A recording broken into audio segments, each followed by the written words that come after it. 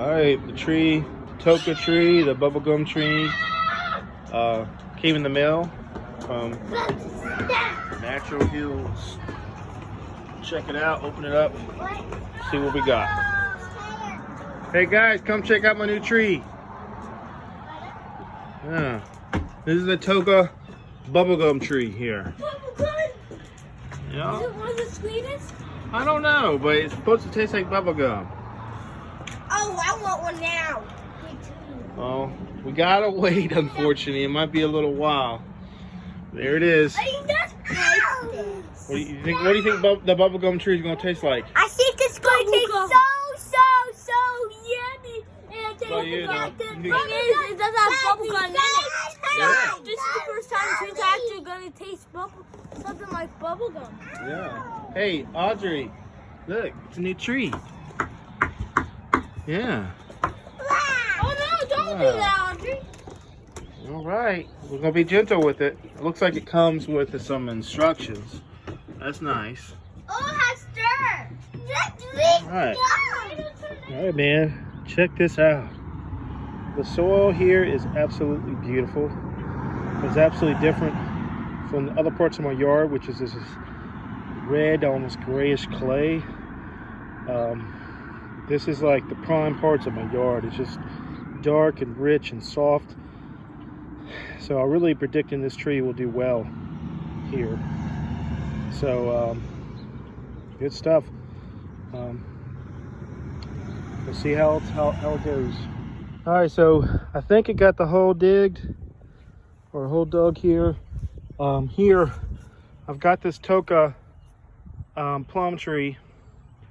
Been soaking in water for a while. I got it from Natural Hills. The tree actually looks like it's good, man. It's got a pretty good root system here. Lots of branches. It'll have to be pruned out, but I'm pretty pleased with it.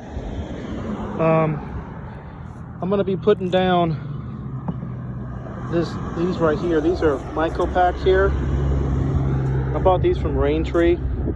Originally, I wanted to get the tree from Tree, but they didn't have the Toca tree. I mean, they did, but it was sold out. This tree right here, it looks like a very high quality tree, but you certainly pay for it. It is absolutely an expensive tree. The other thing is, look at the rootstock, man. I mean, it starts way up here. I mean, I'm actually gonna have to dig the hole a little deeper, because this whole thing right here is the rootstock. All right, well, guess I'm gonna pause and dig a little bit more here, because you would think the rootstock would be a little bit lower down, but it is really deep. So I will dig a little bit further here and get back to us here, back to the job. All right, I dug a little deeper, and it does bring the rootstock still pretty high up. I'm not too concerned about that, because I can mound up the dirt a little bit and kind of give it some room, because I'll have some mulch and I'll have some extra dirt that we can pile up there. Underneath here, there's some like old roots or something like that that are pretty substantial. And I'm not sure, before I moved here, maybe there was a tree that was cut down. So I don't really want to go any deeper. Eventually those old roots, they look like they were dead and decaying. They'll become, you know, mulch for the tree. So this is where we're at here. I'm not sure if I could hold my phone here and do this at the same time. Give it a shot. Wow. That soil is just really nice here. Put the myco pack down that I got from Tree. So as far as this tree goes, I'm very impressed with the tree, the root system. I do feel it's strange a little bit how deep the rootstock is, but maybe I just don't know enough. But at the same time, it is The downside is it's pretty expensive. I mean, Brain Tree, a lot of the trees before shipping would be like, you know, a more reasonable price, but they didn't have it. So I went here instead, and I think I'll be pleased with the end result though. So I'm gonna go ahead and finish up here with 2 hands. All right, so I've got it planted. It is above the ground on the rootstock. I had to dig it really, really deep. The rootstock is actually really long, and the roots are at the bottom. And as I went down, I discovered there was actually old decaying roots, like decently large. And so there must have been a tree of some sort.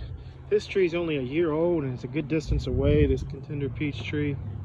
We got some bushes here, unless they had some mega roots I'm not familiar with. There had to have been a tree up here at some point. They were old and decaying, but pretty large.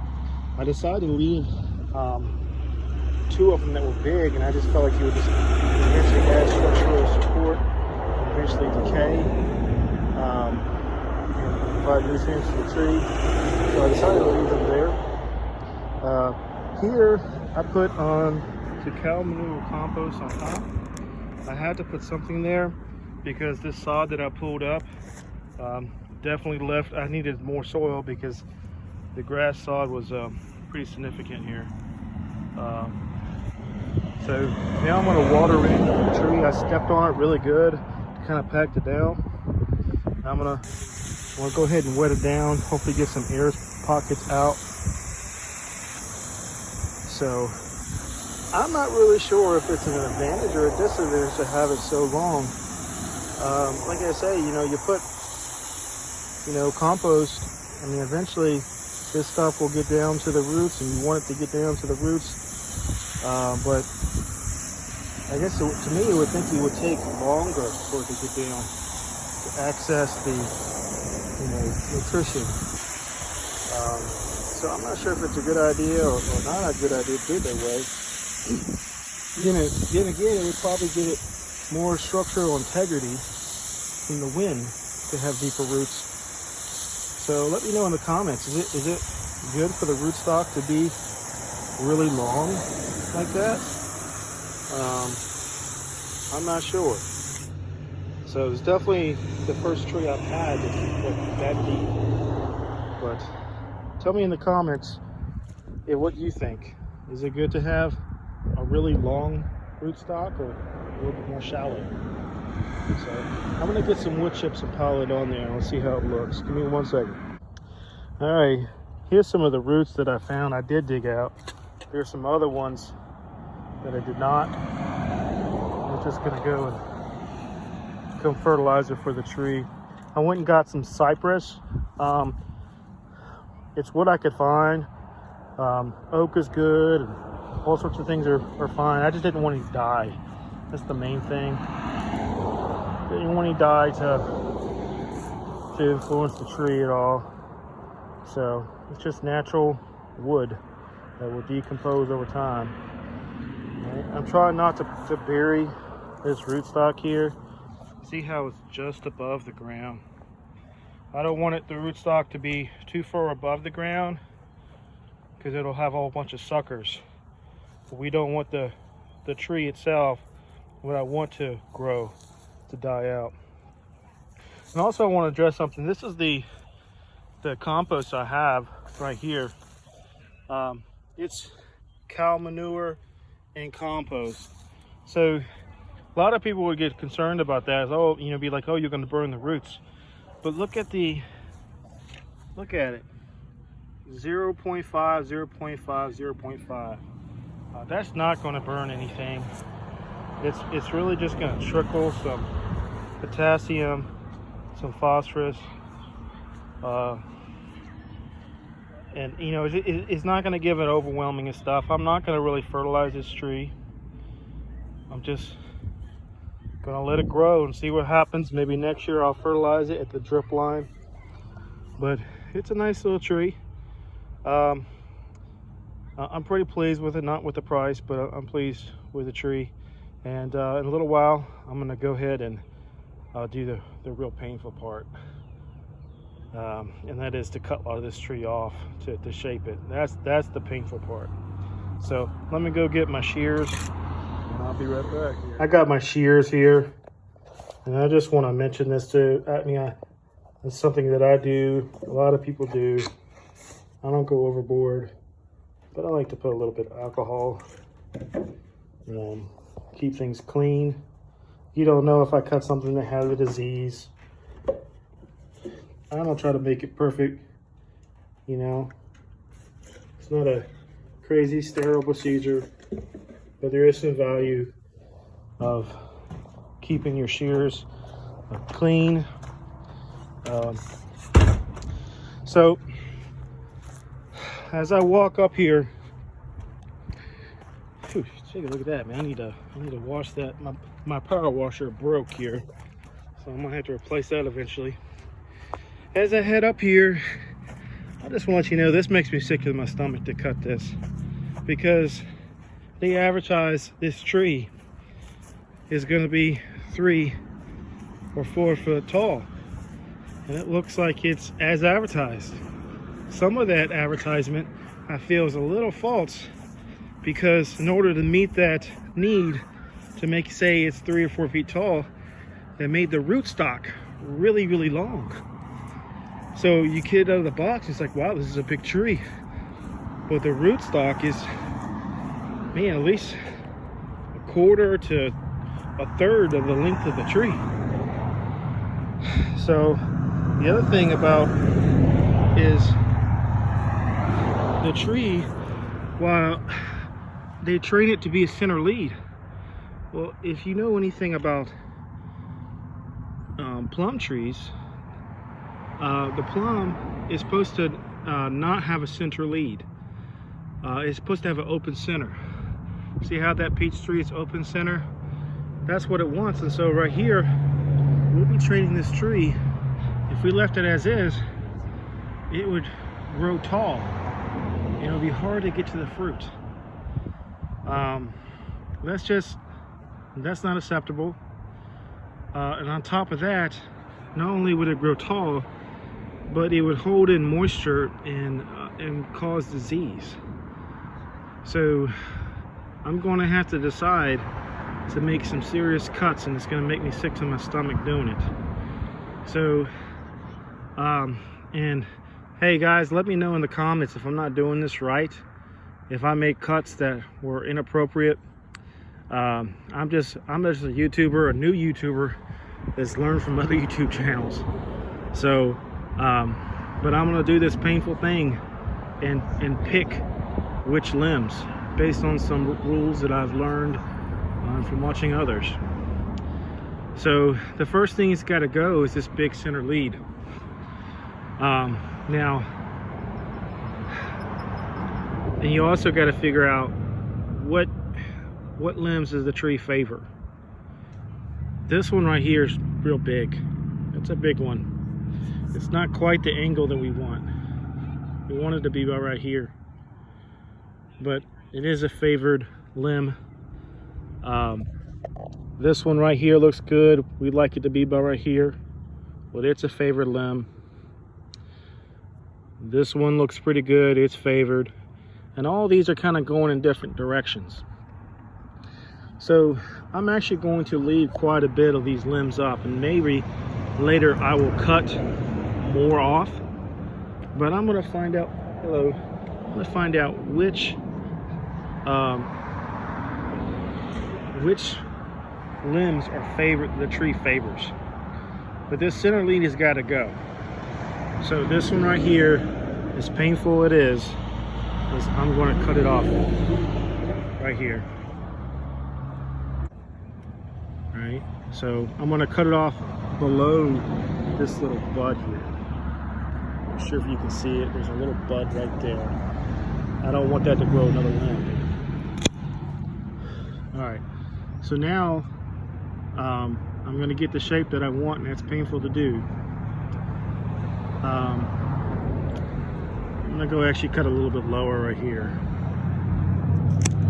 Okay. So all these other ones, I will come back and I will decide which ones to cut. We don't need this many limbs, but I want to make sure that I'm cutting the right ones, and as it's getting growth, I will be able to establish that the tree really favors this limb. Let me, you know, save that one. So right now, all of these seem to be going in a different direction, and I'll figure out which limb the tree likes the most, and I'll make sure I save it, and I'll also make sure they'll go in different directions. As you see here, if you're looking down, they generally all are going different directions. There's definitely too many, but we'll fix that as the tree starts to grow. All right, we want a tree that's disease resistant and healthy. So I'm pretty happy about the tree. We'll see how it goes. This is a nature's hills tree. Check it out. It's a Toca tree. Oh, let me tell you a little bit about the Toca. Why I chose the Toca tree. The Toca tree, I mean, it's supposed to actually taste. It's also called the bubblegum tree.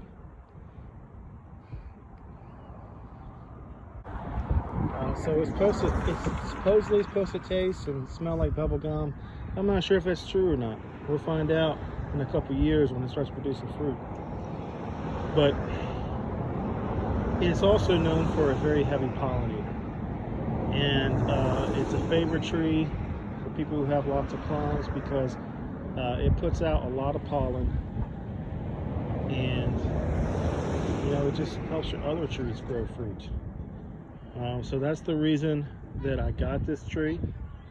That not only can I get good plums from this tree, it's self-pollinated too, but then I can also get good trees. Good fruit from this Ruby Sweet.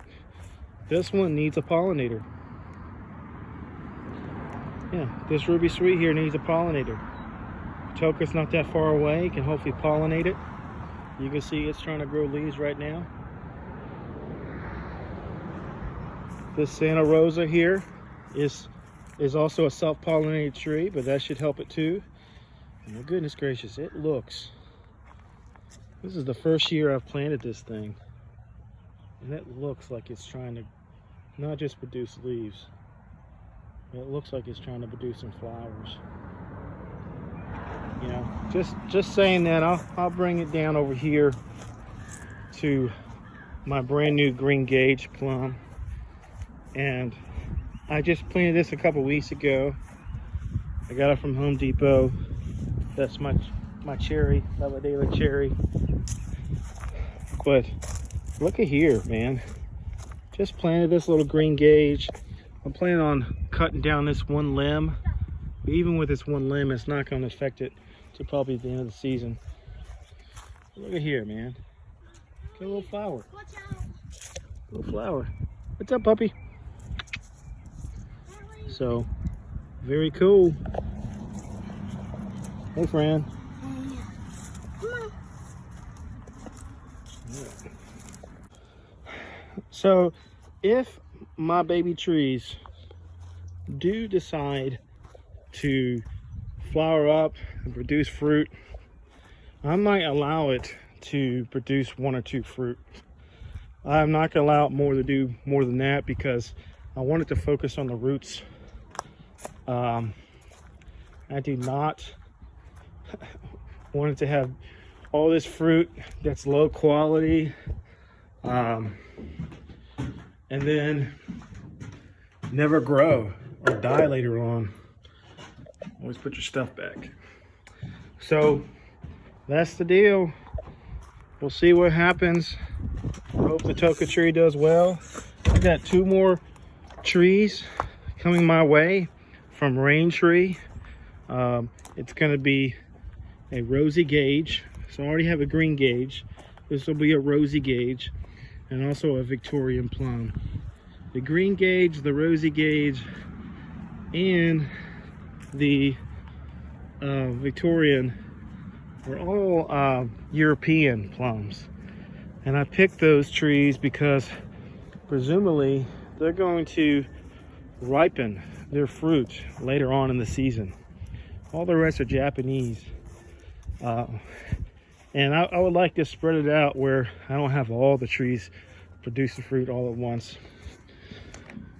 All right, thank you for your time. Like, comment, and subscribe. I appreciate you.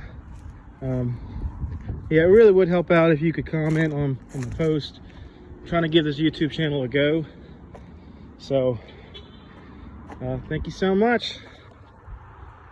Bye.